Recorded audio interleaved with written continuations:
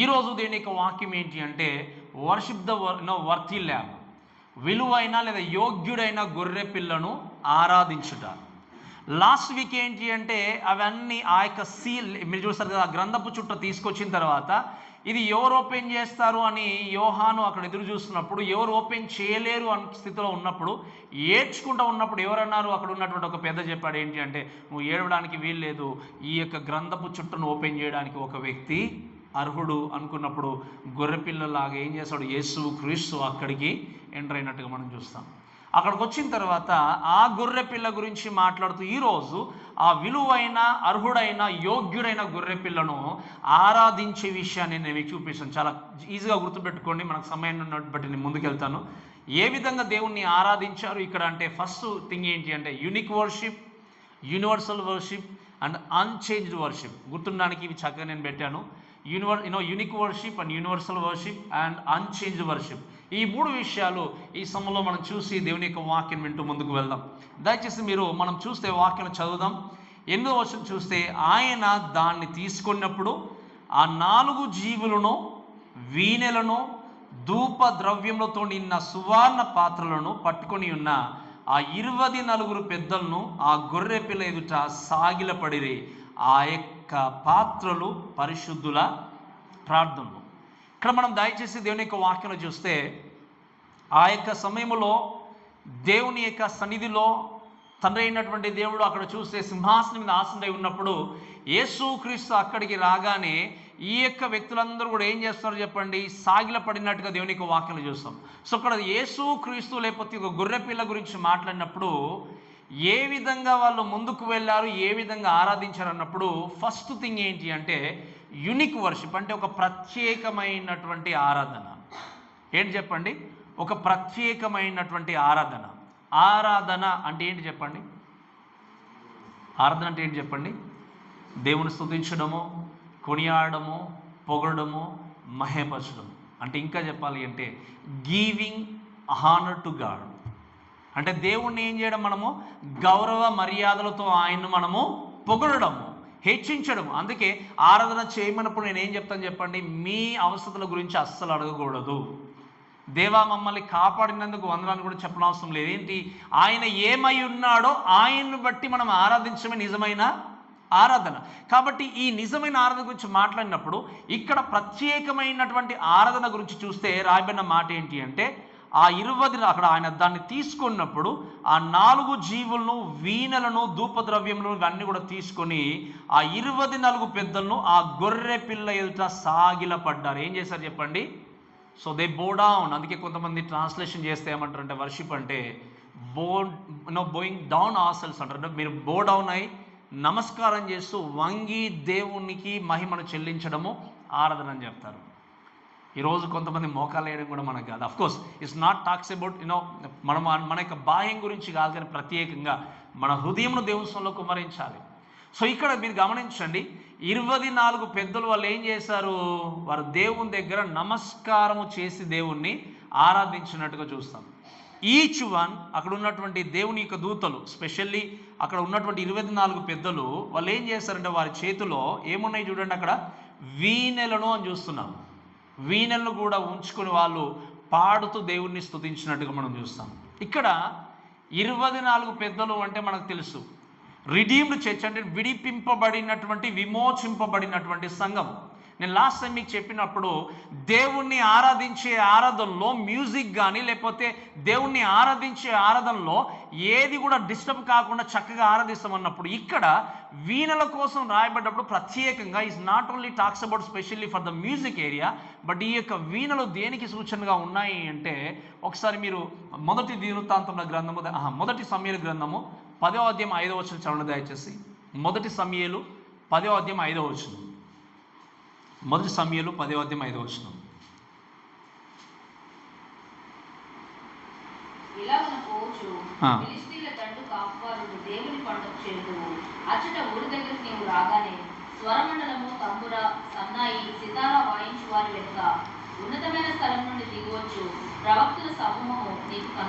Right, ఇక్కడ దేవుని యొక్క వాక్యం చూస్తే ఏంటి అంటే ప్రవక్తల సమూహము కనబడున దేవుని యొక్క వాక్యం చూస్తాం. అంటే ఇక్కడ ఇది దేనికి రిప్రజెంటేటివ్గా ఉంది అంటే పాత నిబంధనలో ప్రవక్తలు దేవుని నుండి వారు పొందుకున్నటువంటి ప్రవచనాన్ని చెప్పే టైంలో ఏం చేసేవాళ్ళంటే ఈ యొక్క వీణలను వాయిస్తూ ముందుకెళ్ళేవారు. ఇక్కడ రాయబడిన ఈ యొక్క మాటకి వీణకు కరెక్ట్ అర్థం ఏంటి అంటే ప్రవచనాన్ని ప్రకటించే ప్రాఫెసైజ్ గురించి ఇక్కడ రాయబడినట్టుగా మనం చూస్తాం. అందుకే ఈ ప్రకటన గ్రంథం అంటే ఏంటి చెప్పండి, దీన్ని ఏమంటాం మనము? ప్రవచనము. భవిష్యత్తులో జరగబోతున్నది, దేవుడు ఏ విధంగా మనకు నేర్పించబోతున్నాడో ఆ యొక్క విషయాలన్నీ కూడా ఈ పుస్తకంలో పొందుపరిచి నీకు నాకు ప్రపంచానికి ఏం జరగబోతుందో ఆ విషయాలన్నీ కూడా ఎక్కడ రాశాడు దేవుడు? ప్రకటన గ్రంథంలో రాసి పెట్టాడు. మీరు గమనించండి, ఈ యొక్క విషయాలు చూసినప్పుడు మనం ఆలోచన చేయాల్సింది ఏంటి అంటే అక్కడ ఈ వీణలు పట్టుకోవడం మాత్రమే కాదు, ఇంకొక మాట ఏముంది అంటే వాక్యంలో ధూప ద్రవ్యములతో నిండిన సువర్ణ పాత్రలు పట్టుకొని ఉన్నా అని చూస్తున్నాం. వీళ్ళు ఎలా ఆరాధన చేస్తున్నారు అంటే మీరు చూడండి, ప్రవచించినటువంటి ప్రవచనాలని జ్ఞాపకం చేసుకుంటూ ఆ యొక్క దానికి సూచనగా ఉన్నట్టు మాత్రమే కాకుండా వాక్యంలో ఏముంది అంటే ధూప ద్రవ్యములతో నిండిన సువర్ణ పాత్రలు అని చూస్తున్నాం. ఈ ధూప ద్రవ్యములతో నిండినటువంటి సువర్ణ పాత్రల గురించి చూస్తే అక్కడే రాయబడిన మాట ఏంటి అంటే ఇవన్నీ కూడా ఆ యొక్క పాత్రలు పరిశుద్ధుల ప్రార్థనలను చూస్తున్నాం. ఏమని రాయబడి చెప్పండి? ఈ పాత్రలో నిండబడినటువంటి ఈ ధూప ద్రవ్యం ఏంటి చెప్పండి? అవి పరిశుద్ధుల ప్రార్థనలు. పాత నిబంధనలో యాజకుడు ఏం చేసేవాడంటే ప్రతిరోజు కూడా ఈ ధూపద్రవ్యం దేవుడికి చేసేవాడు. అది హింపైనటువంటి సువాసన ఏం చేసేది చెప్పండి? పైకి వెళ్ళేది. అలానే మీరు గమనిస్తే మనం చేసే ప్రతి ప్రార్థన కూడా ఎక్కడ వెళ్తుంది చెప్పండి? దేవుని దగ్గరికి వెళ్తుంది. అయితే ఇక్కడ చాలా జాగ్రత్తగా గమనించాల్సిన ఒక విషయం ఏంటి అంటే మన ప్రేయర్స్ పైకి వెళ్ళిన తర్వాత అక్కడికి వెళ్ళడం ద్వారా ఉపయోగం ఏముంది అనుకునేవారు ఉండొచ్చు. అక్కడికి వెళ్ళిన తర్వాత మనకి ఏ విధంగా ప్రయోజనం ఉంది అని అనుకోవచ్చు. కానీ ఇక్కడ దేవుడు జ్ఞాపకం చేసిన విషయం ఏంటి అంటే our prayers brought back in to the very presence of God అనుకున్నప్పుడు ఏంటి అంటే మన ప్రార్థనలన్నీ కూడా ఈ సువర్ణ పాత్రలు ఏమయ్యాడు చెప్పండి? ఉన్నాయి. ఇక్కడ ఉన్నటువంటి ఈ పెద్దలు, ఈ దేవుని యొక్క దూతలు గొర్రె పిల్లను ఏ విధంగా ఆరాధిస్తున్నారు అంటే ఆరాధిస్తూ ఉన్నప్పుడు ఈవెన్ సువర్ణ పాత్రలు ఉంచబడినటువంటి ధూప ద్రవ్యాలతో ఉన్నటువంటి ఆ యొక్క ప్రార్థనలన్నీ కూడా మళ్ళీ ఏమవుతున్నాయి చెప్పండి? ఎవరు తీసుకొచ్చారు అక్కడికి? యేసుక్రీస్తు తీసుకొచ్చారు. ఈరోజు మీ ప్రార్థనకు విలువ ఉంది. మీ ప్రార్థనకి ఏముంది చెప్పండి? విలువ ఉంది. ఈ లోకంలో మీ ప్రార్థన మనుషులకు గుర్తిరగకపోవచ్చు. మీరు ప్రార్థన చేస్తుంటే ఒకవేళ ఆలకించకపోవచ్చు. మీరు ప్రార్థన చేస్తుంటే తనకేం ప్రార్థన వస్తుందిలే అనుకోవచ్చు. కానీ దేవుడు హృదయపూర్వకంగా చేసే ప్రార్థన ఆలకించేవాడు. వ్యర్థమైన ఉచ్చారణ కానీ లేదా మనుషులకు కనబడేటువంటి మాటలతో ఉచ్చరించేటువంటి ప్రార్థన దేవుడికి ఇష్టమైంది కానీ కాదు. హృదయానుసారమైనటువంటి ప్రార్థన, హృదయానుసారమైనటువంటి ఆరాధన దేవుడు ఎప్పుడు కూడా ఇష్టపడే వ్యక్తి ఉంటున్నాడు. ఈరోజు ఈ మాటలు వింటారు ప్రేమ దేవుని విన్నారా? ఇప్పుడు మీరు చెప్పండి, మీరు చేసే ప్రార్థన దేవుని దృష్టిలో ఎప్పుడు కూడా విలువ కలిగింది. అది వ్యర్థంగా పోలేదు. కాబట్టి నువ్వు చేసే ఆరాధన, నువ్వు చేసే ప్రార్థన ప్రతిదీ కూడా విలువ కలిగింది. కాబట్టి అది గుర్తుపెట్టుకొని నేను గుర్తుంచుకోవాల్సింది ఏంటంటే ఒక విషయం చెప్తాను. మనము ప్రతి సంఘంలో దాదాపుగా వారంలో 2-3 సార్లు ప్రార్థనలు ఉంటాయి. మన సంఘంలో గురువారం ప్రార్థన ఉంది. కొద్దిమంది అటెండ్ కావచ్చు. కానీ మీరు గుర్తుపెట్టుకోండి, ప్రతి ప్రార్థన కూడికకు మీరు రాకపోవచ్చు, కానీ ప్రతి ప్రార్థన కూడికకు దేవుడు వస్తున్నాడు. మీకు అర్థమైందమ్మా చెప్పిన మాట? ప్రతి ప్రార్థన కూడికకు మీరు రాకపోవచ్చు కానీ ప్రతి ప్రార్థనకి ఎవరు వస్తున్నారు చెప్పండి? దేవుడు వస్తున్నాడు. అందుకే వాక్యం ముందు 2-3 నా నామమున ఇక్కడ ఏకీపించి ప్రార్థిస్తారు, వారి మధ్యలో ఏమన్నాడు? దేవుడు ఉంటానని చెప్పాడు. ఈరోజు ఎన్నోసార్లు మనం ప్రార్థన జీవితాన్ని వదులుకునే వారనుకున్నాము. 1-2 ఉంటే 3-4 ఉంటారులే, వాళ్ళకి ఎందుకులే అనుకోవచ్చు. మీరు గమనించండి, 1 2 3 నీ ప్రార్థనకు అటెండ్ అవ్వడానికి ఎవరు వస్తున్నారు? దేవుడు వస్తున్నాడు. ఈరోజు నువ్వు చేసే ఏ ప్రార్థన కూడా వ్యర్థంగా పోనివ్వలేదు. కాబట్టి యేసుక్రీస్తు చేసింది ఏంటి అంటే ఆ ప్రేయర్స్ గురించి మన గురించి మనం మాట్లాడినా కూడా మనం అందరం కూడా ఆలోచన చేయాల్సింది ఏంటి అంటే యేసుక్రీస్తు నీ జీవితాన్ని ప్రేమించి నీ ప్రార్థనను ఆయన విలువైనదిగా మార్చిన దేవుడు ఉంటున్నాడు. ఈరోజు యేసుక్రీస్తు ఆ ధూపద్రవ్యం గురించి మాట్లాడినప్పుడు తన్నిన దేవుడి దగ్గరికి సువాసనగా చేరబడాలి అంటే దాన్ని ఏం చేస్తాడు? దేవుడు తీసుకెళ్ళి దేవుని దగ్గర ఆయన చూపించినట్టుగా దేవునికి అప్పగించినట్టుగా చూస్తాం. ఇది మీకు అర్థం కావాలంటే స్పాల్స్ పజ్జన్ గారు ఒక చక్కటి ఎగ్జాంపుల్ చెప్పారు. ఏంటి అంటే ఒక బాలుడు తన తండ్రికి ఒక చిన్న గిఫ్ట్ ఇవ్వాలనుకొని బయటకు వెళ్ళి ఫ్లవర్స్ అన్నీ కలెక్ట్ చేసుకొని చక్కగా తీసుకొని వచ్చాడు. ఫ్లవర్స్తో పాటు అవి తీసినప్పుడు కొన్ని కలుపు మొక్కలు కూడా దాంతోపాటు అన్నీ కూడా తీసుకొచ్చి వెళ్తూ ఉన్నాడు. వెళ్ళినప్పుడు తన తల్లి వాటిని చూసి ఆయన ఆపి ఆ కలుపు మొక్కలన్నీ తీసేసి వాటి స్థానంలో మళ్ళీ ఫ్లవర్స్ పెట్టి చక్కగా అలంకరించి పంపించిందట. అప్పుడు ఆ బాలుడు వెళ్ళి తండ్రికి ఏం చేశాడు, ఆ ఫ్లవర్ ఇచ్చాడు. అలానే నీవు నేను చేసేటువంటి ప్రార్థన కానీ మన జీవితాలు కానీ ముందుకు వెళ్ళడానికి, దేవుని దగ్గరికి వెళ్ళడానికి యేసుక్రీస్తు ఏం చేశాడు, ఆ తల్లిలాగా మన జీవితంలో ప్రతి మలినాన్ని తీసివేసి శుద్ధీకరించి అలంకరించి హింపైన సువాసన దేవుని దగ్గరికి ఏం చేశాడు, యేసుక్రీస్తు తీసుకెళ్ళాడు. అందుకే ఆయన మాత్రమే ఈ యొక్క చుట్టను, గ్రంథపు చుట్టను ఓపెన్ చేసే అధికారము కలిగి ఉన్న దేవుడు. ఈరోజు నీ ప్రార్థనను దేవుడు ఏం చేస్తాడు చెప్పండి, ఇంపైన సువాసన దేవుని దగ్గర తీసుకెళ్తున్నాడు. నీ ఆరాధన దేవుడు తీసుకెళ్తున్నాడు. నువ్వు చేసే ఆరాధన ఈ లోకంలో నిజంగా విలువ కలిగిన లేకపోయింది అనుకున్నా కూడా, ప్రార్థన ఎవరు వినట్లేదు అనుకున్నా కూడా, యేసుక్రీస్తు నీ పక్షాన్ని నిలబడి ఏం చేస్తాడు చెప్పండి, నిన్ను అలంకరించి నిలబెడుతున్నాడు. నేను వదిలిపెట్టలేదు ఆయన. నీ జీవితాన్ని ఎప్పుడూ వదిలిపెట్టలేదు. నీ ఆత్మను ఎన్నుకున్న దేవుడు, నీ ఆత్మను విడిపించిన దేవుడు, నీ జీవితాన్ని కోరుకున్న దేవుడు. ఎక్కడ ఏ క్షణంలో నువ్వు బ్రతికినా కూడా, కష్టంలో కానీ బాధల్లో కానీ శ్రమలో ఉన్నా కూడా అందరూ నిన్ను మర్చిపోయిన దేవుడు, మరవని దేవుడు ఆయన. ఈరోజు నేను జ్ఞాపకం చేస్తున్నాను, మరవనటువంటి దేవుణ్ణి నీవు హృదయపూర్వకంగా ఆరాధించాలి. మరలా చెప్తున్నా, మా దయచేసి జాగ్రత్త వినండి. దేవుడి కంటే ఎక్కువ ఎవరు ప్రేమించరు మనల్ని, ఎవరు ప్రేమించరు. భర్త కావచ్చు, భార్య కావచ్చు, పిల్లలు కావచ్చు, ఎవరు కూడా ప్రేమించరు దేవుడి కంటే ఎక్కువ. నిస్వార్థంగా, కపటం లేకుండా, కల్మషం లేకుండా మనల్ని ప్రేమించే ఏకైక వ్యక్తి క్రీస్తు మాత్రమే. నేనున్న స్థితిలోనే నన్ను దర్శించి నాతో సహవాసం చేయడానికి ఇష్టపడే వ్యక్తి దేవుడు మాత్రమే. ఈరోజు కొంతమంది వారి యొక్క స్టేజ్కి, వారి యొక్క స్థితికి, వారి యొక్క స్టేటస్కి ఒకవేళ అర్హులు కాకపోతే వాళ్ళతో మాట్లాడడానికి ఇష్టపడరు, వారితో కూర్చుండడానికి ఇష్టపడరు, వారితో సహవాసం చేయడానికి ఇష్టపడరు. కానీ మన దేవుడు, నువ్వు ఎక్కడ ఉన్నా, ఏ స్థితిలో ఉన్నా కూడా నేను ఎరిగిన దేవుడు ఆయన. ఆయన నీతో సహవాసము చేయాలని ఎప్పుడు కూడా కోరుకునే దేవుడు ఆయన. ఈరోజు ఈ మాట్లాడిన ప్రేమ దేవుని బిడ్డరా, నువ్వు చేసే ఆరాధన ఎలా ఉంది, నువ్వు చేసే ప్రార్థన ఎలా ఉంది? ఎన్నో విధాలుగా ఎన్నోసార్లు మన జీవితంలో క్షమించమని అడుగుతూ వెళ్తాం. అందుకే మీకు ఇదివరకు ఒకసారి చెప్పాను నేను, క్షమించమని అడగడము సులభమా, క్షమించడం సులభమా? చెప్పండి. అడగడం సులభం, అంతే కదా. మీరు అనుకోవచ్చు, ఒకవేళ తప్పు జరిగినా అది వెళ్ళి క్షమించాలంటే చాలా ఓర్చుకొని చెప్పాలి కదంటే. మీరు వినండి, మీరు చేసిన ప్రతి తప్పును, మీరు చేసిన ప్రతి యొక్క గాయాన్ని అన్నిటినీ ఓర్చుకొని దాన్ని మర్చిపోయి ఇట్స్ ఓకే అనడం చాలా కష్టం. కానీ దేవుడు ఏం చేశాడు, మనం ఆయన ఎగతాళి చేసిన, తిట్టిన, మన కొన్ని శ్రమల్లో కొంతమంది చూస్తాం కదా, అసలు దేవుడు అంటే కొంత దూషించకపోయినా దేవుడికి వ్యతిరేక కార్యక్రమాలు జరిగించేవారు ఉంటారు, చర్చికి రాకుండా జీవించేవారు ఉంటారు, ప్రార్థన మానేసేవారు ఉంటారు. ఆయన ఏ విధంగా బాధ పెట్టినా, ఎన్ని విధాలుగా ఆయన వేధించినా, బాధ పెట్టినా, ఆయనకు మహిమకరంగా జీవించకపోయినా ఆయన దగ్గరికి వెళ్ళి ప్రభువా నన్ను క్షమించమంటే ప్రేమతో అంగీకరించే దేవుడు ఆయన. అందుకే ఆయన క్షమించడానికి సిద్ధ మనస్సు కలిగిన దేవుడు. క్షమించడానికి టైం ఉంది ఆయనకి, కానీ ప్రభా క్షమించమని అడగడానికి మనకు టైం లేకుండా పోతుంది. మీరు చూడండి, ఇప్పుడు ఒకవేళ ఒక వ్యక్తితో మనం తప్పు చేసాము అంటే ఆ వ్యక్తిని క్షమించమని అడగడానికి ఆయనకి ఎక్కడ సమయం ఉంటుందా అని చెప్పి వెతుక్కుంటూ తిరుగుతాం మనం, కొంచెం టైం ఇవ్వండి అని చెప్పి. కానీ ఇక్కడ ఏమంటున్నారు దేవుడు, నేను మిమ్మల్ని క్షమించడానికి సిద్ధంగా ఉన్నాను, కానీ మీరేం చేస్తున్నారు, రాలేకపోతున్నారు.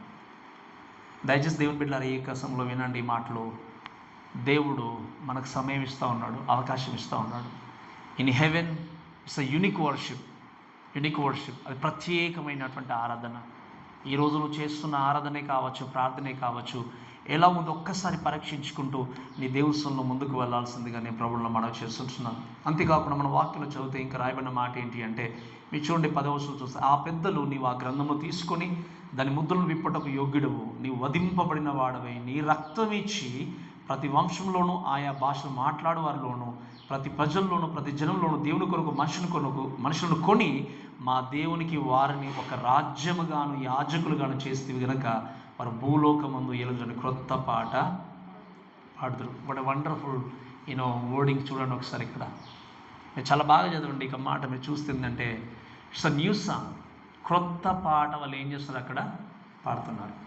ఈ క్రొత్త పాట గురించి మీరు చూస్తే ఏంటంటే it's a song of redemption. విమోచింపబడినటువంటి వారు పాడే పాట అది. హృదయాంతరంగంలో దేవుని ప్రేమను గుర్తెరిగి నలిగినటువంటి స్థితిలో ఉన్నటువంటి బ్రతుకులు మార్చబడి మేము విమోచింపబడిన వారము, మేము దేవుని దగ్గరికి వచ్చిన వారము, మేము నిజంగా పాపల గుండా ఉన్నప్పుడు, నరకానికి వెళ్ళిన స్థితిలో ఉన్నప్పుడు, దేవుడు తప్పించి శ్రమల గుండా వెళ్ళినప్పుడు, కష్టాల గుండా వెళ్ళినప్పుడు, వీటన్నిటి గుండా తీసుకొచ్చి దేవుడు విమోచించి నిలబెట్టినటువంటి వారు పాడేటువంటి పాట ఆ రోజు. ఎంతమంది ఎదురు చూస్తున్నారు ఆ రోజు నేను కూడా క్రొత్త పాట పాడాలని? ఎంతమంది ఆశ కలిగి ఉన్నారు? అందరం కూడా కలిసి వేవేల కోల దూతలతో మనం అందరం కలిసి పాడబోతున్నామని. ఇట్స్ అ న్యూ సాంగ్, క్రొత్త పాట. విమోచింపబడిన ప్రతి వ్యక్తి హృదయాంతరంలో ఎప్పుడు క్రొత్త పాట ఉంటూనే ఉంటుంది అని స్తుతించడానికి. అయ్యో పాతదే, అయ్యో పాతదే, అదే యేసుక్రీస్తు కదా, అదే యేసుక్రీస్తు శిలువలో మరణించాడు కాబట్టి ప్రతిదీ ఇదే కదా చేసేది అనుకోకుండా ఎవ్రీ డే ఏం చేస్తారు చెప్పండి? నూతనమైనటువంటి మనసుతో, నూతనమైనటువంటి పాటతో, నూతనమైనటువంటి ఆరాధనతో నువ్వేం చేస్తావు? దేవుణ్ణి ఆరాధించగలుగుతావు. ఎందుకంటే నీ జీవితాన్ని నూతనపరిచేది ఆయనే, నీ జీవితాన్ని ఫ్రెష్గా ఉంచే దేవుడు ఆయనే. ఈరోజు నీ జీవితంలో ఇన్ని సంవత్సరాలుగా ఆరాధించే దేవుడు ఆయనే కదా. ఎప్పుడో నేను నమ్ముకున్నాను 20 సంవత్సరాల క్రితం అని మీరు అనుకుంటున్నారేమో. ఎప్పుడో 30 సంవత్సరాల క్రితం కదా నేను దేవుడిని అంగీకరించాను అనుకుంటున్నారేమో. నీ జీవితము ఆ రోజు నమ్ముకున్నంత ఫ్రెష్గా ఈరోజు ఉందా? ఆ రోజు యేసుక్రీస్తును విశ్వసించిన రోజు ఉన్నంత ఆత్మీయత, విశ్వాస జీవితం అంత ఫ్రెష్గా ఉందా? లేదా ఈరోజు ఇంకా ఉన్నాను అనుకోండి. అందుకే నేను చెప్తాను వినండి, సమయం మనకి ఇంకా లేదు, సమయం మనకి ఇంకా లేదు, ఎక్కువ లేదు. అందుకే వాక్యాలు చూస్తాం మనం. బుక్ ఆఫ్ కొలస్సియస్లో మనం చూస్తాం ఏంటి అంటే ఒక మాట ఉంది, ఫిలిపియన్స్ అన్నిటి అంతము, పీటర్లో ఏముంది? అన్నిటి అంతము సమీపమైంది. అన్నిటి అంటే కొన్నిటి కాదు, చెప్పండి, ఎన్ని చెప్పండి? అన్నిటి అంతము సమీపమైంది. కాబట్టి నీ జీవితం నువ్వేం చేసుకోవాలి? ప్రిపేర్ చేసుకుని దేవుడిని ఆరాధించాలి. అందుకే నేను ఎప్పుడో ఒక మాట జ్ఞాపకం చేస్తాను, your preparedness cannot transfer to anyone else.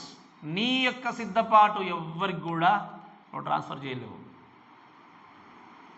నిద్రను ట్రాన్స్ఫర్ చేస్తాం మేము పక్కన కూర్చుంటే. అందుకే డ్రైవింగ్ చేసినప్పుడు ఏం చెప్తారు చెప్పండి? నైట్లో నిద్రపోయే వాళ్ళని వెనుక పంపిస్తాం, అంతే కదా. మీరు ఏమన్నా చేసుకోండి, ముందు కూర్చుంటే ఏమవుతుంది? పక్క వాళ్ళని. కానీ నువ్వు వినండి, నువ్వు సిద్ధపాటు కలిగినటువంటి సిద్ధపాటును ఎవరికి నువ్వు ట్రాన్స్ఫర్ చేయలేవు. ఈరోజు ఈ మాటలు గుర్తుపెట్టుకుంటూ మనం చేయాల్సింది ఏంటి అంటే ఈ న్యూ సాంగ్ పాడుతూ ముందుకెళ్ళాలి. అందుకే పాత నిబంధనలో క్రొత్త పాటకి ఏంటి అంటే, మీరు చూడండి, సమయం లేదు ఎక్కువ తీయడానికి. కానీ మీరు ఎక్సోడస్ నిర్గమకాండం 15వ అధ్యాయంలో చూస్తే 14వ అధ్యాయంలో ఏముంది చెప్పండి? వాళ్ళంతా కూడా ఎర్ర సముద్రాన్ని దాటి బయటకు రాగానే ఏం చేస్తారు? మిరియాం వీళ్ళందరూ కూడా కలిసి ఏం చేస్తారు చెప్పండి? దేవుణ్ణి స్తుతించినట్టుగా, ఆరాధించినట్టుగా చూస్తాం. అంటే విడిపింపబడిన ప్రతిసారి కూడా వీళ్ళు ఏం చేస్తారు? దేవుణ్ణి ఆరాధిస్తూ ముందుకు వెళ్తున్నారు. ఇక్కడ ఈ న్యూ సాంగ్ కూడా ఏంటంటే విడిపింపబడినటువంటి సమూహము ఏం చేస్తున్నారు? దేవుణ్ణి స్తుతిస్తూ వెళ్తూ ఉన్నారు. మీరు వినండి ప్రేమ దేవుని విషయం చూసినప్పుడు వాక్యంలో రాయబడిన మాట ఏంటి అంటే, ఆ పెద్దలు అన్నారు ఏంటి అంటే, దాని ముద్రలను విప్పుటకు నీవు యోగ్యుడవు, నీవు వధింపబడిన వాడవై నీ రక్తం ఇచ్చి అని చూస్తాం. ఏమని చెప్పండి దయచేసి చూడండి అక్కడ. నీ రక్తం ఇచ్చి అంటే నీ రక్తంతో ఏం చేసావు? నీవు విడిపించావు. యేసుక్రీస్తు అందుకే మరణించి తిరిగి లేచి పరలోకానికి వెళ్ళిన తర్వాత ఇప్పుడు ఏం చేస్తున్నాడు చెప్పండి? మన కొరకు ఆయన ఏం చేస్తున్నాడు? ఇప్పుడు విజ్ఞాపన చేస్తున్నాడు, యాజకుడిగా తన యొక్క పని జరిగిస్తున్నాడు. ఈ మాటను బట్టి మనం చూసేది ఏంటి అంటే, Jesus serves as a permanent high priest. ఆయన ఏం చేస్తున్నాడు? ఒకసారి చదవండి. హెబ్రీయులకు రాసిన పత్రిక 9వ అధ్యాయం 12వ వచనం. హెబ్రీయులకు రాసిన పత్రిక 9వ అధ్యాయం 12వ వచనం చదవండి దయచేసి.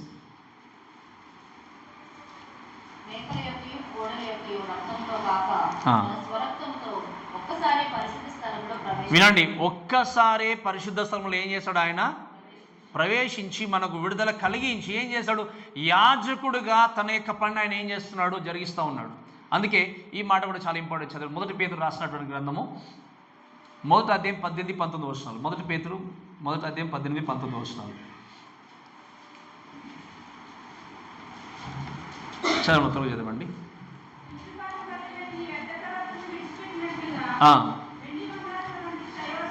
వెండి బంగారం లాంటి క్షయ వస్తువుల చేత మీరు విమోచింపబడలేదు కానీ అమూల్యమైన రక్తము చేత, అనగా నిర్దోషమును నిష్కలంకమును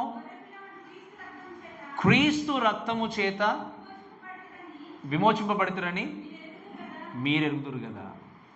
మీకు అర్థమైంది కదా? ఇక్కడ మీకు వెండి బంగారాల చేత మీరు విమోచింపబడలేదు, లేదా లోకంలో ఉన్నటువంటి ఏక వస్తువు చేత మీరు విమోచింపబడలేదు. అమూల్యమైనటువంటి యేసుక్రీస్తు యొక్క రక్తము ద్వారా మీరు విడిపింపబడ్డారు కనుక ఆయన రక్తమును ప్రతిరోజు కూడా మనకి జ్ఞాపకం చేసుకుంటే ఏం చేయాలి? ప్రభా, మీ కొరకే కదా, నా కొరకే కదా మీరు ఏం చేస్తారు? ఈ రక్తమును అర్పించారు. అందుకే ఆ రోజు దేవాలయానికి వెళ్తున్నప్పుడు యోహాను, పేతురు, ఒక వ్యక్తి కుంటివాడు అక్కడే కూర్చుంటాడు, పుట్టుక నుండి కుంటివాడైన వ్యక్తి. వాళ్ళ వైపు తేరు చూస్తూ ఉంటే వాళ్ళు ఏమంటారు చెప్పండి? పేతురు, యోహాను ఏమంటారు? మా వద్ద వెండి బంగారం లేవు, కానీ మేము కలిగి ఉన్న క్రీస్తుని నేను ఏం చేస్తున్నాం? మీకు ఇస్తున్నామంటారు. ఈరోజు నువ్వు వెండి ద్వారానో, బంగారం ద్వారానో, వజ్రాల ద్వారానో, దేని ద్వారా, లోకంలో ఉన్నటువంటి దేని ద్వారా నీవు రక్షింపబడలేదు. కానీ ఇక్కడ వాక్యం నిష్కలంకము లేని, కల్మషము లేని, మీరు ఆలోచించే నిష్కలంకమైన, కల్మషము లేనటువంటి అమూల్యమైనటువంటి రక్తము ద్వారా ఏం చేయబడ్డాం? మన అందరము కూడా విమోచింపబడ్డాం. ఈ విమోచన కలిగినటువంటి వ్యక్తి ఏం చేయగలడు అంటే ప్రతిరోజు ఫ్రెష్గా దేవుణ్ణి హృదయపూర్వకంగా ఆరాధించగలడు. ఆ ఆరాధన కష్టంతో ఉండదు, అక్కడ ఆరాధించాలి, భారంతో ఉండదు, అలసత్తో ఉండదు, ఫ్రెష్గా నూతనత్వాన్ని కలిగి ఆరాధించే ఆరాధన అక్కడ ఉంటుంది. కాబట్టి ఈరోజు ఈ మాటలు విన్న ప్రేమ దేవుని దయచేసి వినండి. మన దేవుడు యేసుక్రీస్తు మనల్ని ఏం చేశాడు? తన రక్తం ద్వారా విడిపించిన దేవుడు ఉన్నాడు. కాబట్టి our worship must not only God centred but also teachers something about him. అంటే ఏంటి? ఓకే, దేవుడు ఉన్నాడు అని ఆరాధించుకుంటూ వెళ్ళిపోవడం మాత్రమే కాదు, ఆయన ఏమై ఉన్నాడో తెలుసుకోకపోతే నీ ఆరాధన అసలైన ఆరాధన కాదు. యేసుక్రీస్తు అంటే గొప్పవాడు, యేసుక్రీస్తు అంటే దేవుడు అని అన్ని జనులకు కూడా తెలుసా? తెలియదు చెప్పండి? తెలుసు. కానీ అన్ని జనుల కంటే ఎక్కువ నీకు తెలిసినప్పుడే, ఆయన గొప్పతనం తెలిసినప్పుడే, ఆయన యొక్క గుణలక్షణాలు తెలిసినప్పుడే, ఆయన ఏం చేశాడు, ఎందుకోసం వచ్చాడు, దేని కొరకు వచ్చాడు, ఇవన్నీ నువ్వు గుర్తెరిగినప్పుడు ఏం చేయగలవు? దేవుని హృదయపూర్వకంగా ఆరాధించగలవు. ఈరోజు నేను అడుగుతున్న ప్రశ్న ఏంటి అంటే, నీ కొరకు ప్రాణం పెట్టిన క్రీస్తు గురించి నీకు పూర్తిగా తెలుసా? నీ కొరకు ప్రాణం అర్పించిన యేసుక్రీస్తు గురించి నీకు పూర్తిగా తెలుసా? తెలియకపోతే నువ్వు దేవుణ్ణి ఆరాధించలేవు, తెలియకపోతే నువ్వు దేవుణ్ణి స్తుతించలేవు. కాబట్టి మీరు గమనించనిపిస్తుంది యూనిక్ వర్షిప్ అని చూస్తాం. అందుకే అక్కడ వాక్యం ఏముంది అంటే వీరందరూ కూడా కలిసి ఏం చేశారు? మా దేవునికి వాక్యం చూస్తే ప్రతి జనంలోనూ దేవుని కొరకు మనుషులను ఏముంది చెప్పండి వాక్యంలో? కొని అంటే ఏం చేశాడు? ఎవరు కొనుక్కున్నారు? మీకు అర్థమైంది ఇప్పుడు? అందుకే వాక్యం చూస్తాం, మీరు విలువ పెట్టి కొనబడిన వారు అనే మాట చూస్తాం. మనందరం ఇప్పుడు ఏమయ్యాము?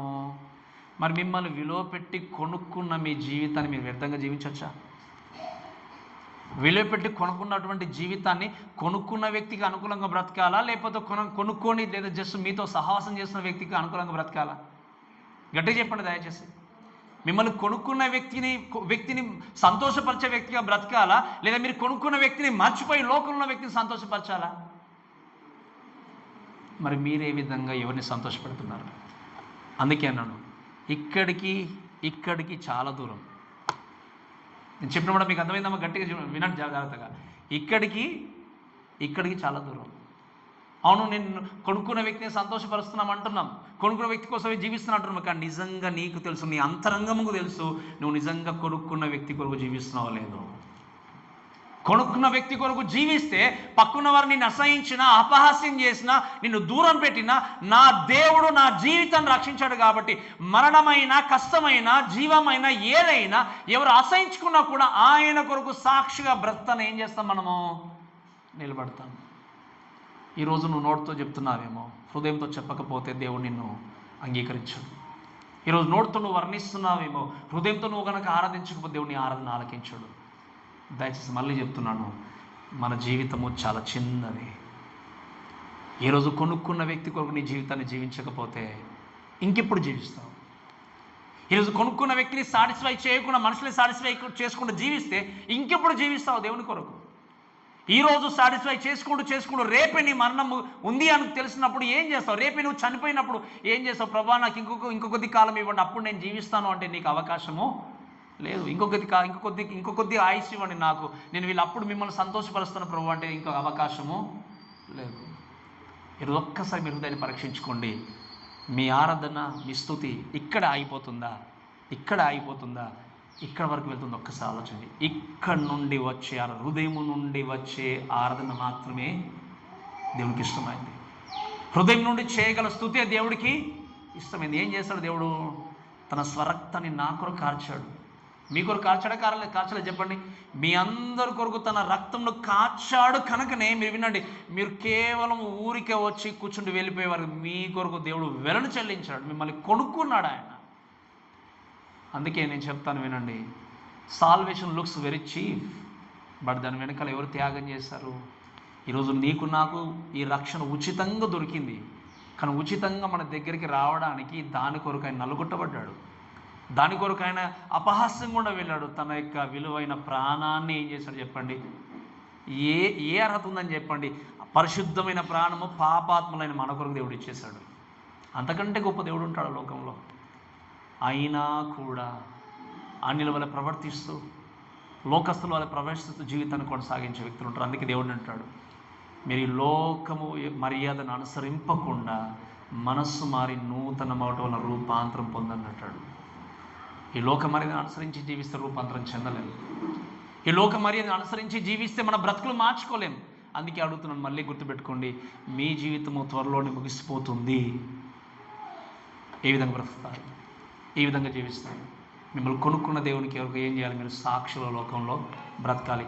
బ్రతకకపోతే జీవితంలో నువ్వు దేవుని కొరకు జీవించాలనుకున్నా, మళ్ళీ ప్రభు బ్రతకాలనుకున్నా ఇక్కడే ఆగిపోతావు, కానీ ఇక్కడ దాకా వెళ్ళదు. ఆ రొస్సులో మీద ఉన్నటువంటి దొంగ కూడా దేవాన్ని గుర్తెరిగి చాలామంది, కానీ దేంతో? కేవలము మైండ్ పెదలతో మాత్రమే గుర్తెరిగి, కానీ అంతరంగమందు అంగీకరించలే. అంతరంగమందు అంగీకరించిన దొంగ ఏమయ్యాడు చెప్పండి? దేవునితో వెళ్ళిపోయాడు. ఈరోజు ఆ విలువైన రక్తాన్ని గుర్తించేట్లు ఒకసారి పరీక్షించుకుంటూ ముందుకు వెళ్దాం. రెండవ చూసిన త్వరగా ముందుకెళ్తాం. చూడండి 11వ వచనంలో చూస్తే ఏమని, వాళ్ళందరూ కూడా కలిసి భూలోకమందు ఏలుదురు అంటే మనందరం కూడా ఏం చేయబోతాం చెప్పండి? దేవునితో కలిసి మనందరం పరిపాలన చేయబోతాం అనే విషయం జ్ఞాపకం చేస్తున్నాడు. తర్వాత 11 నుండి 13వ వచనం చూస్తే యూనివర్సల్ వర్షిప్. ఇది కొంచెం స్పెండ్ చేసి నేను ముందుకెళ్తాను చాలా త్వరగా. అంటే ఇది సర్వలోకము కూడా కలిసి ఆరాధన చేయడం, ప్రత్యేకమైన వర్షం మాత్రమే కాదు. 11వ వచనం చూస్తే 11, 12లో చూస్తే సర్వలోకం కూడా ఆరాధించేది. 11వ వచనం చదవండి దయచేసి. మరియు నేను చూడగా సింహాసనమును, జీవులను, పెద్దలను ఆవరించిన అనేక దూతల స్వరము వినబడెను. వారి లెక్క కోట్ల కొలదిగా ఉండెను. వారు వధింపబడిన గొర్రెపిల్ల శక్తియు, ఐశ్వర్యమును, జ్ఞానమును, బలమును, ఘనతయు, మహిమయు, స్తోత్రును పొంద నరుడని గొప్ప స్వరముతో. ఇక్కడ చూడండి, the real kind of worship. అర్థమవుతుందా మీకు? ద ట్రూ వర్షిప్ ఇక్కడ మెన్షన్ చేయబడింది ఏంటి అంటే, మీరు వినాల్సింది, అక్కడ ఉన్నటువంటి అందరూ కూడా, అంటే చనిపోయి యేసు క్రీస్తునందు మరణించి తిరిగి లేచిన ప్రతి వ్యక్తి కూడా, పాత నిబంధనలో దేవుని అంగీకరించిన వ్యక్తులు కూడా, దేవదూతల సమూహం కూడా, వీళ్ళందరూ కూడా కలిసి ఏం చేయబోతున్నాం మనం? ఆ రోజు దేవుని స్తుతించబోతున్నాం.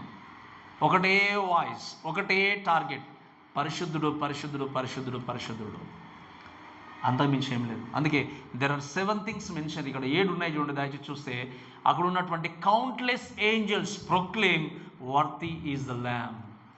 దేవా మీరు యోగ్యుడు, గొర్రెపిల్ల అర్హమైంది. ఈ గొర్రెపిల్ల స్తుతికి అర్హుడుగా ఉన్నటువంటిది. కాబట్టి యోగ్యమైన విలువైనటువంటి గొర్రెపిల్లను వాళ్ళు ఏం చేస్తున్నారు? వధింపబడిన గొర్రెపిల్లను, వర్తీ ఈజ్ ద ల్యాంబ్, వధింపబడిన గొర్రెపిల్లను వాళ్ళు స్తుతిస్తూ, దూతలు, అక్కడ ఉన్నటువంటి పెద్దలు, జీవులు అందరూ కూడా కలిసి ఏం చేస్తూ దేవుని స్తుతించినట్టుగా చూస్తాం. అందుకే ఈ విషయం చూసినప్పుడు చూడండి, worthy is not of his power and majesty but of his death of men. అంటే ఏంటి?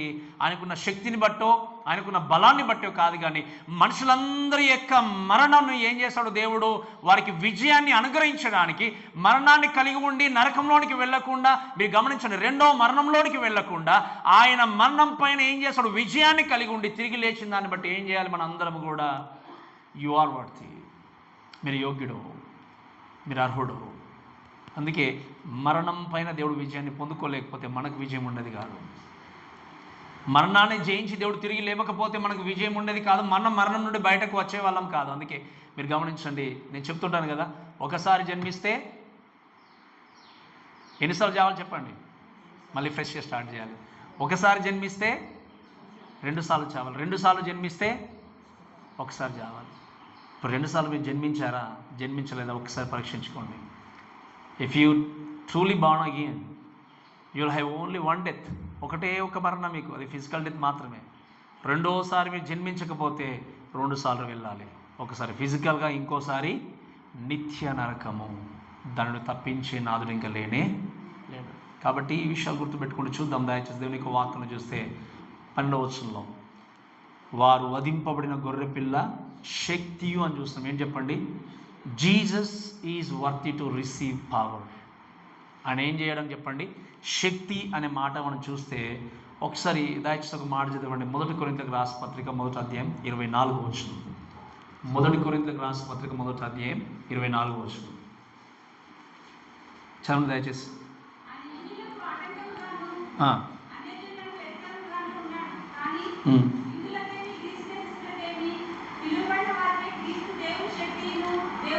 వినండి, అన్యులకు ఎలా ఉన్నాడట దేవుడు? వెర్రితనంగా కనబడొచ్చు, కానీ క్రీస్తును అంగీకరించిన ప్రతి వ్యక్తికి ఏంటి, ఎలా ఉన్నాడు ఆయన? దేవుని శక్తి. అందుకే ఆయన అంటాడు కదా అపోస్తలుడైన పౌలు, సిలువను గూర్చిన వార్త మనుషులకి, లోకస్తులకి ఎలా ఉంది చెప్పండి? వెర్రితనం ఉండొచ్చు, కానీ మనకైతే దేవుడి శక్తి. అందుకే ఈ లోకంలో ఎంతోమంది ఎన్ని శోధనలు వచ్చినా, కష్టాలు వచ్చినా కాంప్రమైజ్ కాకుండా, వితౌట్ కాంప్రమైజ్గా ఎందుకు వాక్యం చెప్తున్నా తెలుసా? ఎందుకు సేవ జరుగుతుందో తెలుసా? ఈ వాక్యాన్ని ఇచ్చినటువంటి దేవుడు, వాక్యమైన దేవుడు శక్తివంతుడు. కాబట్టి ఈరోజు మన వెనకాల ఏమీ లేకపోవచ్చు, బ్యాక్గ్రౌండ్ లేకపోవచ్చు, పలుకుబడి లేకపోవచ్చు, జనాలు లేకపోవచ్చు, కానీ నేను నమ్ముకున్న దేవుడు శక్తివంతుడు. నేను నమ్ముకున్నటువంటి దేవుడు సమర్థవంతుడు. కాబట్టి ఆ శక్తివంతుడైనటువంటి దేవుని బట్టి నువ్వేం చేయాలి? దేవుణ్ణి స్తుతించే వ్యక్తిగా ఉండాలి. కాబట్టి నేను ఎందుకు దేవుణ్ణి స్తుతించి మనం యోగ్యుడిగా ఎంచాలి అంటే, ఈ ఈజ్ వర్త్. ఎందుకంటే ఆయన నిన్ను విడిపించిన దేవుడు, నీ మరణాన్ని ఆయన తీసివేసి పరలోక రాజ్యాన్ని అనుగ్రహించిన దేవుడు. కాబట్టి మనందరం ఏం చేయాలి చెప్పండి? ఆయనను స్తుతించాలని శక్తిని బట్టి. అంతేకాకుండా వాక్యం ఏముందాం, ఇంకా ఐశ్వర్యమును అని చూస్తున్నాం. సెకండ్ థింగ్ ఏంటి? So Jesus is worthy to receive wealth. ఐశ్వర్యము అని చూసినప్పుడు మీరు చూడండి, ఈ మాటను చూస్తే ఆయన మనం చూస్తాం కదా, బుద్ధి జ్ఞాన సర్వసంపదలు ఆయన యందు గుప్తమైన అని చెప్పి మన కొలసి పత్రికలు చూస్తాం. ఆయనలో సర్వము గుప్తమైంది. ఆయన మీరు చూస్తే, అందుకే యేసుక్రీస్తు పేదవాడు కాదు. మనం చాలామందికి ఏమనుకుంటామంటే, ఎక్కడో పశుల పాకలో ఆయన తీసుకొని పడుకోబెట్టారు, ఆయన్ని శిలువలో మరణించాడు. ఎందుకు రిక్తులుగా చేసుకున్నాడు చెప్పండి? ఆయన ఎందుకు ఆయన తగ్గించుకొని వచ్చాడు? మన కోసం వచ్చాడు. ప్రతి వ్యక్తికి ఆయన రీచ్ కావడానికి వచ్చాడు. కానీ యేసుక్రీస్తు ఐశ్వర్యవంతుడు, ఆయన అధికారం కలిగినటువంటి దేవుడు. ఆయన నిజంగా చెప్పాలంటే లోకంలో ఉన్న పేద స్థితిలో ఉన్న దేవుడు కాదు. He is above everyone.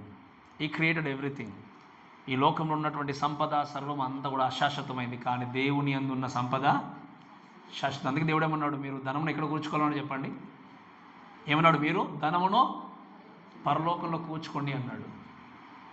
You work for the lord. మీరు దేవుని కొరకు పని జరిగించాలి, దేవుని కొరకు సాక్షిగా జీవించాలి. కాబట్టి ఈ విధంగా సర్వలోకం దేవుని స్తుతిస్తూ వెళ్తూ ఉన్నది. అంతేకాకుండా ఇంకో మాట చూడండి, థర్డ్ థింగ్ ఏంటి? అక్కడ జ్ఞానమును అని చూస్తున్నాం. అంతేకాకుండా ఏముంది వాక్యంలో? శక్తియు, ఐశ్వర్యమును, జ్ఞానమును అనే మాట చూసినప్పుడు మీరు గమనించాల్సిన విషయం ఏంటి అంటే, దేవుని యొక్క వాక్యంలో చూస్తే విజ్డమ్ అనే విషయం చూస్తాం. ఏంటి చెప్పండి? ఈ Jesus is worthy to receive wisdom. ఈ విజ్డాన్ని చూసినప్పుడు దీని టాక్స్ అబౌట్ ఏంటి అంటే ఓమ్నిషియన్స్. ఆయన సర్వమును ఎరిగినటువంటి దేవుడు, సర్వజ్ఞాని ఆయన జ్ఞానానికి మితము లేదు. ఈరోజు నువ్వు దేవుణ్ణి ఎందుకు స్థుతించాలో తెలుసా? ఎందుకు దేవుణ్ణి ఆరాధించాలో తెలుసా? ఎందుకంటే ఆయన జ్ఞానానికి మితం అనేది లేదు. ఆయన సర్వజ్ఞాని. He knows our past, present and future. గడిచిపోయిన కాలం తెలుసు యేసుక్రీస్తుకి, ఇప్పుడు జరుగుతున్న కాలం తెలుసు యేసుక్రీస్తుకి, జరగబోయే కాలం కూడా తెలుసు ఆయనకి. ఆయన జ్ఞానం బట్టి నీవేం చేయాలి? నేను స్తుతించే వ్యక్తులు ఉండాలి. ఇంకో మాట చూడండి దయచేసి, బలము అనే విషయం చూస్తాం కదా. నెంబర్ 4 ఏంటి చెప్పండి? Strength is a power, capability. ఒకసారి ఈ మాట చదవండి. 6వ అధ్యాయం 10వ వచనం, ఎఫెసీయులకు రాసిన పత్రిక 6వ అధ్యాయం 10వ వచనం.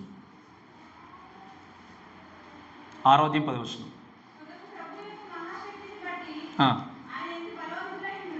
ఆయన యందు మీరు చూడండి, అక్కడ మొట్టమొదటిగా రాబడిన శక్తి అంటే ఆయన శక్తిని చూపించి మనం ఏం చేయాలి? దేవుని స్తుతించాలి. ఇక్కడ ఏంటి?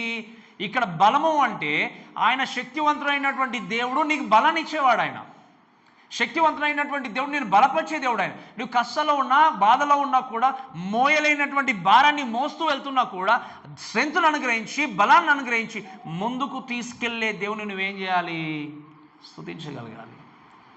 ఈరోజు అందుకే ఎంతోమంది వారి జీవితాల్లో ఇహలోకపరమైనటువంటి ఆస్తి లేకపోయినా, ఇహలోకపరమైనటువంటి బలం లేకపోయినా, ఇహలోకపరమైనటువంటి అంతస్తు లేకపోయినా దేవుని కొరకు ఎంతో గొప్ప సేవ జరిగించి కన్ను మూసిన వారు ఉన్నారు. అండ్ వాళ్ళ యొక్క బలము, వాళ్ళ యొక్క సంపద ఎక్కడ స్టోర్ చేయబడింది చెప్పండి? ఎక్కడుంది వాళ్ళ సంపద అంతా ఇప్పుడు? అందుకే నేను మీ అందరికీ జ్ఞాపకం చేసేది ఎప్పుడు ఒకటే మాట, ఇప్పుడే ఈరోజు దేవుని దగ్గరికి వెళ్తే మళ్ళీ అందరి దేవుడు చూసి బల నమ్మకమైన మంచి దాసుడా, దాసురాలని మిమ్మల్ని చెప్పగలడా? Do you have that confident? నిజంగా మిమ్మల్ని చూసి, ఈరోజు చూసి, నేను నీకు జీవితాన్ని ఇచ్చాను, నీ జీవితాన్ని, కుటుంబాన్ని కట్టుకున్నావు, దాంతోపాటు నా కొరకు నువ్వు కాంప్రమైజ్ కాకుండా నా కొరకు చక్కగా బ్రతికావు గనక నిజంగా నువ్వు బల నమ్మకమైన మంచి దాసుని నీ గురించి దేవుడు చెప్పగలడు. ఈరోజు ఎంతమందికి ఆ నమ్మకం ఉంది? ఎంతమందికి ఆ విశ్వాసం ఉంది? ఈరోజు చెప్పట్లేదు అని అనుకుంటున్నావేమో. చెప్పాడు అంటే ఐఎమ్ వెరీ వెరీ హ్యాపీ, చెప్పబోతున్నా అంటే వెరీ హ్యాపీ. అటువంటి జీవితాన్ని మీరు కొనసాగిస్తున్నట్టు చాలా సంతోషం. ఒకవేళ అటువంటి జీవితం లేదు అంటే ఏం చేయాలి? What is next? అందుకే నేను చెప్తాను, మన జీవితము మన చేతుల్లో లేదు. మనం జీవించాల్సింది ఎలా తెలుసా మీకు? ఇదే నా చివరి రోజు కావచ్చేమో, అంతే కదా? ఏమనుకోవాలి చెప్పండి? దయచేసి గట్టిగా చెప్పండి. ఇదే నా చివరి రోజు, ఇదే నా చివరి రోజు అయితే, ఇదే నా లాస్ట్ రోజు అయితే, ఈరోజు యేసుక్రీస్తుని నేను ఎదుర్కొంటే బలా నమ్మకమైన మంచి దాసు, నువ్వు ఎంత చక్కగా నీ కష్టాల్లో కానీ, బాధల్లో కానీ, ఈ లోకంలో ఉన్నటువంటి దేంట్లో నువ్వు ఇన్వాల్వ్ కాకుండా, లోక సంబంధమైన విషయాల్లో, కార్యకలాపాల్లో పాల్పంపులు పొందకుండా నీవు నా కొరకు సత్యవంతుడుగా బయటకు వచ్చావు, అందుకే నేను బలా నమ్మకమైన మంచి దాసు అని దేవుడు చెప్పగలడా? ఈ మాటలు వినడానికి చూద్దాంలే, ఆ టైం వచ్చినప్పుడు, మరణించినప్పుడు అనుకుంటున్నావేమో. ఆ టైం వరకు వెళ్ళి నేను సరి చేసుకుంటానులే, మరణం వచ్చే టైం అనుకుంటున్నావేమో. నీ మరణం నీ చేతిలో లేదు. ఎప్పుడో ఒక మాట గుర్తుపెట్టుకుంటానని గుర్తు చేస్తూ ఉంటాను. నా డెత్ డేట్ ఆల్రెడీ దేవుని క్యాలెండర్లో ఉన్నదా లేదా చెప్పండి? మన మరణం యొక్క డేట్ అని దేవుని యొక్క క్యాలెండర్లో ఉన్నదా లేదా? ఉన్నది. మనం అనుకోవచ్చు ఇంకా నేను 100 అనుకోవచ్చు, నేను 50, 60 అనుకోవచ్చు, 70, నాకు తెలియదు. We don't know exactly. మీరు అనుకోవచ్చు, చాలా సంవత్సరాలు అనుకోవచ్చు, బట్ దేవుడు ఆల్రెడీ లిఖించి పెట్టాడు మీ మరణాన్ని, మీ డేట్ని, నా డేట్ని. అది రివీల్ కాకముందే maybe this is my last day, ఈరోజు నా చివరి దినం కావచ్చు. ఒకవేళ అందుకే నేను చెప్తాను, ఇప్పుడే 1 గంటలో మీరు మరణిస్తారంటే ఏం చేస్తారు? ఏం చేస్తారు చెప్పండి? 1 గంటలో మీరు చనిపోతున్నారని తెలిసిందనుకోండి, ఏం చేస్తారు? ఒక్క విషయం చెప్పండి, ఏదైనా ఒకటి. ఏం చేస్తారు చెప్పండి? మరణం అంటే నవ్వుకుంటూ వెళ్ళిపోవాలంతే, బాధపడుతూ కాదు. మీకు అర్థమవుతుంది? ఏం చేయాలి చెప్పండి? ఎందుకు మన అందరం ఎక్కడ వెళ్ళిపోతాం చెప్పండి? అక్కడికి వెళ్తాం. ఎక్కడో వాడి వదిలిపెట్టబడం. మనం అయ్యో ఏమవుతుందన్న టెన్షన్ మనకు లేదు. We will be in heaven, అంతే. యూనో ఆ మాట విన్నామంటే అందుకే వాక్యం ఏముంది? ఒకరి జన్మదినం కంటే మరి ఇంకెందుకు ఇంకా మనకు సాడ్ ఉండాల్సిన అవసరం ఏముంది? అంతే కదా? పుట్టడం కంటే చనిపోవడం మేలు. ఆ చనిపోయేటువంటి ఆ రోజు వరకు నమ్మకంగా జీవించడం వేరు. Of course we're not perfect in this world. ఈ లోకంలో మనం పరిపూర్ణం కాము, కానీ ఏం చేయాలి? మన జీవితాన్ని పరిశుద్ధపరచుకోవాలి. ఎంతమంది నిజంగా మీ అందుకే చెప్తున్నాను, గంట లోపల మరణిస్తే ఏం చేస్తారో ఇప్పుడు నాకు చెప్పకపోయినా మీకు తెలుసు కదా? మీకు ఇంకో 1 అవర్లో చనిపోతే ఏం చేస్తారో మీకు తెలుసు. అలానే ఈరోజు నా లాస్ట్ రోజు అనుకోండి, ప్రతి క్షణాన్ని మీరు ఆస్వాదించండి, ప్రతి క్షణాన్ని దేవుని కొరకు నిలబెట్టండి. అప్పుడే దేవుడు ఏం చేయగలంటే మిమ్మల్ని బట్టి సంతోషించి బలా నమ్మకం మంచి దాస్తా వెల్కమ్ అని చెప్పి వేవేల దూతలతో మిమ్మల్ని ఏం చేస్తాడు? దేవుడు వెల్కమ్ చేస్తాడు. మనం ముందుకెళ్దాం, ఇంకా చూద్దాం. దయచేసి చూడండి ఏమిది వాక్యంలో? బలము, ఘనతయు ఏంటి చెప్పండి? Honour is Jesus, worth is to receive honour, value or esteem highly. అంటే ఏంటి? ఈ లోకంలో ఉన్నటువంటి ప్రతి మానవుడు, అందుకే ఫిలిప్పీయులకు రాసిన పత్రిక 2:11 చూస్తే ప్రతి నాలుక ఏం చేస్తుంది చెప్పండి? ఆయన ప్రభువాన్ని ఏం చేస్తుంది? ఒప్పుకుంటుంది. ప్రతి మోకాలు వంగి ఆయన నామంలో ఏం చేస్తారు? ఆయన ఒప్పుకుంటారు. కాబట్టి ఆయన మనం ఏం చేయాలి? ఘనత అన్నప్పుడు ఆయన్ను ఎక్కువగా హైలీ మనం ఏం చేయాలని ఎగ్జాల్ట్ చేయాలి. ఆయన మనం ఏం చేయాలి? ఆరాధించాలి, ఆయన హెచ్చించాలి. ఇది మనం చేయాల్సింది. ఈరోజు నువ్వు చర్చికి వచ్చావు, ప్రతి ఆదివారం వస్తున్నారు, ఎవరిని హెచ్చిస్తున్నారు? ఒకసారి ఆలోచన చేయండి. నిన్ను హెచ్చించుకుంటున్నావా? దేవుని హెచ్చిస్తున్నావా? నువ్వు దేవుని హెచ్చించకుండా నువ్వు హెచ్చించుకుంటున్నావు అంటే నువ్వు నిజమైన ఆరాధన చేయట్లేదు అన్నట్టు. నువ్వు దేవుని కొరకు పాట పాడట్లేదంటే అమిట్సే నువ్వు పాడే పాటనే దేవుని మహిమ కొరకు ఉండాలి, చేసే ప్రతి పని దేవుని కొరకు ఉండాలి. ఇక్కడ కూర్చుండి నువ్వు చేసే ప్రతి పని కానీ వినేది కానీ ఏ స్థితి కూడా దేవుణ్ణి గణపరిచేదిగా ఉన్నప్పుడే అది రియల్ వర్షిప్. అందుకే వాక్యం చూస్తాం, మీరు తినను త్రాగిన సమస్తమును కూడా దేవుని మహిమ కొరకు చేయండి. నేను మొదటి కొరింథీయులకు రాసిన పత్రిక 10:31 చూస్తాం. ఈరోజు నువ్వు చేసే పని ఎవరికి మహిమకరంగా ఉంది? అందుకే మర్చిపోకండి, మీరు కొనుక్కున్నారు. మిమ్మల్ని ఎవరు కొనుక్కున్నారు చెప్పండి? దేవుడు కొనుక్కున్నాడు, విలువ పెట్టి కొనుక్కున్నారు. కాబట్టి ఆ కొన్నటువంటి దేవుడికి మహిమకరంగా మనం బ్రతుకుని కొనసాగించాలి. ఇక చూద్దాం, ఇంకా దయచూడండి, మహిమ అని చూస్తున్నాం. ప్రైజ్ మీన్స్ ఏ గ్లోరీ అనే విషయం చూసినప్పుడు ఏంటంటే ఇస్ గివెన్ టు రిడీమర్. అంటే ఈ మహిమను మనము ఏం చేస్తున్నాము? దేవుణ్ణి స్తుతిస్తూ మహిమను పొందుకుంటాం. ఇక లాస్ట్లో ఏమన్నాడంటే ఆయన స్తోత్రము, ప్రైజ్ అనే విషయం చూసినప్పుడు ఆయన గురించి మనము చక్కగా వెల్గా మాట్లాడుతూ దేవుణ్ణి స్తుతించడము. ఈ విషయాలన్నీ చూస్తే ఏమన్నాడు? పొందనర్హుడమని గొప్ప స్వరముతో ఏం చేస్తారు చెప్పండి? వాళ్ళు స్తుతించారు. ఇవన్నీ చెప్తూ గొప్ప స్వరంతో దేవుణ్ణి ఆరాధించినట్టుగా చూస్తాం. So our God is worthy of all praise even in this age. పరలోకంలోనే కాదు, ఇప్పుడు ఈ క్షణంలో కూడా మనందరం కూడా ఈ విధంగా దేవుణ్ణి స్తుతించడానికి ఆయన అర్హుడు. ఆయన ఎప్పటికీ యోగ్యుడు. నీ ఆరాధన ఎలా ఉందో ఒక్కసారి పరీక్షించుకోండి, ఎలా ఉందో ఒక్కసారి ఆలోచన చేయండి. కాబట్టి మీరు చూస్తే heavens host gives Father and the Son equal worship. అంటే మీరు చూస్తే యేసు తండ్రి అయినటువంటి దేవుడు అక్కడ కూర్చున్నప్పుడు సింహాసనం మీద దేవుని స్తుతించారు. అలానే యేసుక్రీస్తుని కూడా ఇప్పుడు ఏం చేస్తున్నారు? అదే విధంగా మనం అందరం కూడా దేవుణ్ణి ఈక్వల్గా దేవుణ్ణి ఆరాధించడానికి సిద్ధంగా ఉన్నాం. We're here to worship. ఆ రోజు ఆరాధించాలని నేను చెప్పాను, అండ్ దిస్ ఇస్ రిహార్సల్. ఈరోజు మనం ఏం చేస్తున్నాం? దేవుణ్ణి ఈరోజు అబద్ధమైన ఆరాధన నువ్వు చేసావు అంటే నువ్వు ట్రూత్ఫుల్గా దేవుని దగ్గర నిలబడలేవు. ఈరోజు అసత్యంలో నువ్వు జీవించావు అంటే, అసత్యంతో బ్రతికావంటే చక్కగా న్యాయంగా దేవుని దగ్గర నువ్వు చేరుకోలేవు. అందుకే దయను సత్యమును ఎన్నడూ విడిచిపోనీయకముని వాటిని కంఠభూషణకు ధరించుకోమని చెప్పేసి మనం సామెతల 3వ అధ్యాయంలో చూస్తాం.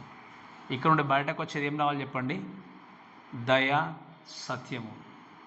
హౌ యూఆర్ స్పీకింగ్ అనే విషయం నీకు బాగా తెలుసు. కాబట్టి ఈ విషయాలు చూస్తూ చివరికి ఇంకొకటి చెప్పిన ముగిస్తాను, చాలా త్వరగా చూడండి దయచేసి.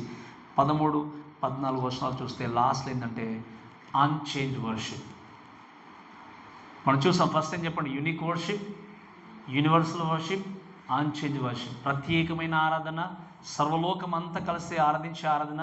అందుకే 13లో ఇంకొంచెం ఆ పాట కూడా ఏముంది అంటే, అంతటా పరలోకమందును భూలోకమందును భూమి క్రిందను సముద్రంలోనూ ఉన్న ప్రతి సృష్టము అనగా వాటిలో ఉన్న సర్వము సింహాసనాసనై ఉన్న వానికి గొర్రె పిల్లకును స్తోత్రమును ఘనతయు మహిమయు ప్రభావమును యుగ యుగంలో కలుగునుగా కానీ చెప్పుట. ఎవ్వరు కూడా మిస్ కాకుండా ప్రతి ఒక్కరూ సర్వలోకం ఏం చేస్తున్నారు చెప్పండి? దేవుణ్ణి స్తుతిస్తున్నారు. And this is what a beautiful worship. ఆ వర్షిప్ మన వర్ణనతో వివరించలేము. ద లాస్ట్లీ అని అన్నాడు ఏంటి అంటే అన్చేంజ్డ్ వర్షిప్. వర్స్ 14లో కూడా చూస్తే, వర్స్ 13-14 ఆల్మోస్ట్ చూస్తే అక్కడ రాయబడిన మాట ఏంటి అంటే, ఆ 4 జీవులు ఇవందరూ కూడా ఇలా స్తుతిస్తూ వెళ్తున్నప్పుడు ఆ 4 జీవులు ఏమన్నారు చెప్పండి? దూతలు ఆమేన్ అని చెప్పగా పెద్దలు సాగిలపడి నమస్కారము చేశారు. ఇన్ ద బిగినింగ్ వర్స్ 8లో చూసినప్పుడు వాళ్ళు ఏం చేశారు? నమస్కారం చేశారు కదా. నమస్కారం చేసి స్తుతిని ప్రారంభించారు, నమస్కారం చేసి దేవుని స్తుతించడం ఆరంభించారు. మళ్ళీ వాక్యంలో చూస్తే ఏముంది? అన్చేంజ్ వర్షిప్ అంటే అది ఎప్పటికీ మార్చబడినటువంటి ఆరాధన, మార్పు లేనటువంటి ఆరాధన. అందుకే వాళ్ళు ఏమన్నా దేవుని దూతలు ఆమేన్ అంటే ఏంటి చెప్పండి? అవునుగాక. అందుకే నేను ఎప్పుడు చెప్తూ ఉంటాను, ఎన్నోసార్లు మా ప్రార్థనలో ఎవరైనా ప్రార్థన చేసినప్పుడు అటు ఇటు చూసి అన్నీ చేసి ఆలకించని ఆమేన్ అనేస్తాం మనం, అంతే కదా. అసలు ఎందుకు చేశారు, దేని కొరకు చేస్తారో కూడా తెలియదు. కొంతమంది వింటారు ఇప్పుడు ఈ స్తోత్రము ఆమెన పదాలు ఊత పదాలు అయిపోయి చాలామందికి కదా. ఓకే, వచ్చి కూర్చున్నాడు స్తోత్రం అంటారు కొంతమంది పాస్టర్స్ కూడా చూస్తారు కదా. వచ్చి కూర్చున్నాడు, లేచాడు స్తోత్రము, కూర్చున్నాడు స్తోత్రము. ఎప్పుడు వాడాలో తెలియదు. యూర్ యూజింగ్ లైక్ ఏంది, అది ఒక వ్యర్థమైన దానిలాగా వాడే విధంగా ఉన్నారు. ఆమె బస్దీకి వచ్చింది ఆమెన్ అనేవారు ఉన్నారు. ఆమెన్ అంటే ఇంకా ఏది చెప్తే అది మనం ఎందుకోసం వాడతామో తెలియాలి మనకి. ఊతపదం కాదు ఆమెన్ స్తోత్రం అనేది. Those words should comes from your heart. నీ హృదయం నుండి రావాలి ఇవి. ఎందుకు ఆమెనాలో తెలియాలి, ఎందుకు స్తోత్రం చెప్పాలో తెలియాలి. ఇది తెలియకుండా దేనికో ఒకదానికి వాడడానికి వీల్లేదు. నువ్వు చేసేటువంటి ప్రతి పనిలో నిజంగా యేసుక్రీస్తున్నాడని చెప్పేసి దేవా అనేటువంటి మాట, స్తోత్రం అనే మాట, ఆమెన్ అనే మాట ఎటువంటి సందర్భంలో వాడుతున్నావు అనేది ఖచ్చితంగా తెలియాలి. వ్యర్థమైన ఆరాధన దేవుడికి నచ్చేది కాదు. వ్యర్థమైనటువంటి పెదవులతో, ఇంకా చెప్పాలి వ్యర్థమైన మాటలతో దేవుణ్ణి ఆరాధించకూడదని చెప్పి దేవుడు ఖండితంగా చెప్పాడు. ఈరోజు నీ మాటలు, నీ పెదవులు ఏ విధంగా ఒకసారి పరీక్షించుకుని ముందుకు వెళ్దాం. ఇక్కడ వీళ్ళు చేసింది ఏంటి అంటే ఈ ఆమెన్ అనగానే 24 పెదవులు ఏం చేశారు చెప్పండి? మళ్ళీ వాళ్ళు సాగిలపడి దేవుణ్ణి స్తుతించినట్టుగా చూస్తాం. అందుకని మీరు ఆలోచన చేస్తే ఈ స్క్రోల్ గురించి, యేసు గురించి చూసినప్పుడు is worthy to open the scroll to destroy all the human beings those who do not have a faith in him. Yesu క్రీస్తునందు విశ్వాసం ఉంచినటువంటి వ్యక్తికి ఏం చెబుతున్నాడు దేవుడు? వారికి తీర్పు తీర్చబోతున్నాడు. నమ్మిన వ్యక్తులకి ఏం చేయబోతున్నాడు? రివార్డ్స్ ఇవ్వబోతున్నాడు. ఇవన్నిటిని బట్టి ఇది మార్పు లేనివి, ఇవి మారినటువంటివి. కాబట్టి Jesus is control of history and is alone is worth to be praised. మీరు గమనించండి, ఆయన ఒక్కడు మాత్రమే, ఆయన ఎలోన్ మాత్రమే, ఒక దేవుడిగా ఉన్నటువంటి ఆయన మాత్రమే ఈ హిస్టారికల్గా చూసినా, సర్వలోకానికి చూసినా ఆయన మాత్రమే స్తోత్రానికి అర్హుడు. మనం చేసేటువంటి స్తుతికి ఆయన అర్హుడు. అంటే ఈ మాటను బట్టి గుర్తుంచుకోవాల్సింది ఏంటంటే Jesus is holds our future. ఆయన మన భవిష్యత్తుని హోల్డ్ చేసిన దేవుడు, పట్టుకున్నటువంటి దేవుడు. అందుకే ఒక పాట నాకు బాగా ఇష్టం, ఇంగ్లీష్లో. మోస్ట్ ఆఫ్ ద టైం ఆ పాటని పాడుకుంటాను. I don't know about tomorrow but I know who holds the tomorrow. బాగా పాడేవాడిని నేను కాలేజ్ ఉన్నప్పుడు కూడా. I don't know about tomorrow, రేపటి గురించి నాకు తెలియదు, but I know exactly who holds the tomorrow. ఎవరు దాన్ని కలిగి ఉన్నారో, ఎవరు పట్టుకున్నారో నాకు తెలుసు. And I know he will lead me, I know he will provide me, I know he will guide me and protect me from all kind of evil. కాబట్టి ఈరోజు నువ్వు కలిగి ఉన్నటువంటి దేవుడు, నీ భవిష్యత్తును పట్టుకున్నటువంటి దేవుడు, నీ భవిష్యత్తును ఎరిగినటువంటి దేవుడు, నీ భవిష్యత్తును చక్కగా డిజైన్ చేసి తీసుకున్నటువంటి దేవుడు. కాబట్టి ఈరోజు ఈ మాటలు వింటున్న వ్యక్తులుగా మనం ఆలోచన చేద్దాం. గొర్రెపిల్ల, యోగ్యమైన గొర్రెపిల్లను ఆరాధించారు. ఇట్స్ ఎ ప్రత్యేకమైన ఆరాధన. అందరూ సర్వలోకం కలిసి ఆరాధించారు. అది మారనటువంటి ఆరాధన. ఈరోజు నువ్వు చేస్తున్న ఆరాధన ఎలా ఉంది? ఒక్కసారి నువ్వు దయచేసి గుర్తుపెట్టుకుంటూ, నా కొరకే కదా ప్రభు ఈ యొక్క జీవితాన్ని, మీ జీవితాన్ని అర్పించి మీరు నా కొరకు నలగొట్టబడి మీరు రక్తాన్ని కార్చి వెళ్ళిపోయారనే విషయాన్ని అక్కడ ఆ రోజు ఉన్నటువంటి వ్యక్తులు ఆ గొర్రె పిల్లను చూశారు. మీకు అర్థమవుతుంది కదా? వధింపబడిన గొర్రె పిల్లలను చూశారు. అక్కడ ఏం చెప్పండి చెప్పండి? వధింపబడింది అంటే ఇట్స్ అ రిఫ్లెక్షన్, అక్కడ కనబడుతుంది.